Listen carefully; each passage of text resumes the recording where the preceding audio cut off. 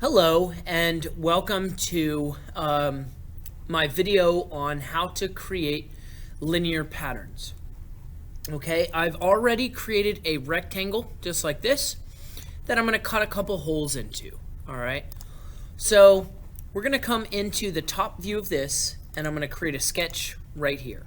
Okay, so I'm just going to do a circle here. And let's make this, let's say 0.125, which is 1/8 of an inch. Now, if I want to make a pattern that cuts out of this shape, what I need to do is go to Linear Pattern, and I'm going to select my object. All right. Now, it defaults to showing you 3 objects in the positive X direction. Okay, you can adjust the distance between them using this. You can make a distance using this. So if I say 0.5, and then here's the important part. So once you change this, let's say we want this to be 4. Okay, so here's now 4 objects. I want to show you what happens if, so we can go up to 10, and it still shows all of the graphics for all 10. Okay, so here is 1, 2, 3, 4, 5, 6, 7, 8, 9, 10. And I'm going to scoot them in because I want to show you something. If you go above 10, what it does is it skips a large section or a section between the first few and the last few. So it shows you where it's going to end up. And this is like a place setting. So whenever you're moving, you're showing where it's going to stop. It's going to be 11, but it skipped some in the middle. Now, this is a cloud-based software, which means that it's computing every bit of information that you're doing somewhere else. But when you're moving this, it's sending you a graphic display over the internet. Now, skipping a few between, if this is 1, 2, 3, 4, 5, 6, 7, between 7 and 10, that's maybe not a lot of objects. But if I go into here and I make this 50, and I want 50 objects, now it's skipping between 1, 2, 3, 4, 5, 6, 7, and if I zoom all the way out, 49 and 50. So it's skipping all of that in the middle to show you where it stops, but then it's actually not calculating all those when you're moving it on the fly.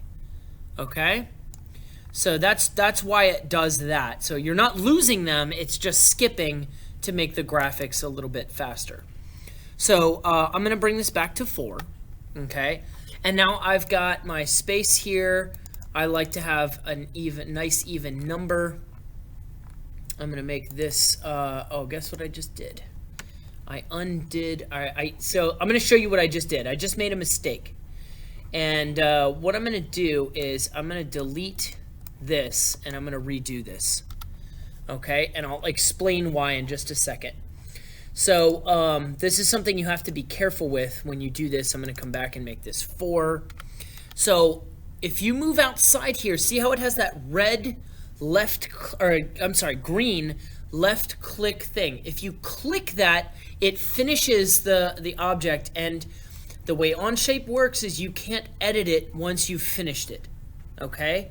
So you have to be careful not to click. I accidentally did, but I'm gonna set this this way. And so I've got my X number of objects, 1, 2, 3, 4, and X. Now here is my Y. Right now it is pointing to positive Y, but I need parts down here below our axis, which is our negative Y. So I'm going to click on this, and now it goes to the negative Y. I have one object, which is this circle right here. I'm going to double click on this, and I'm going to make it 3. Okay, now we have 3 in this direction and 4 in this direction. So 3 times 4, so we have 12 objects. Okay, so I'm done with this. I'm good to go. I can change the numbers here to change the distances, but I don't really need to. What I'm going to do is I'm going to go ahead and finish this. So now I'm going to left click out here, and it saves my objects. Okay, here's my objects, and when you move it around, you see this constraint. You can delete this constraint if you want, but you can't edit it again.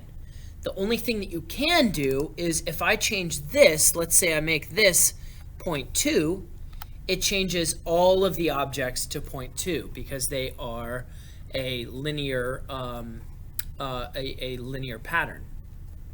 Okay, so now I'm going to show you something else. So when I hit check here and I go to extrude, what it does is it has me extrude each individual object. So now 12 objects is not a big deal, but if let's say I X out of this and I go back into this sketch, I have another choice for extrude. If I click on extrude, it chooses all of them automatically. Now, if I have 12, that's not, difficult for me to click on each one. But if I had 50, I would have to click on each one, and this makes it a little bit easier. Okay? That is how to do this. If you want, I'll show you something else real quick. I'm going to go back into extrude, and I want this to cut, so I'm going to click on remove. And I have a neat little tool here that I can flip the direction. But the neat thing I can also do, so I can have it cut blindly. I can have it just cut all the way through the object, and it'll definitely cut through. But I can say through all, and then if I decide to change the thickness of my object, let's say I make this 2 instead, now it still cuts all the way through no matter what. So even, no matter how thick I make this or thin I make this, it will always cut all the way through the object. Okay? That's all I have to share with you today. Thanks for watching.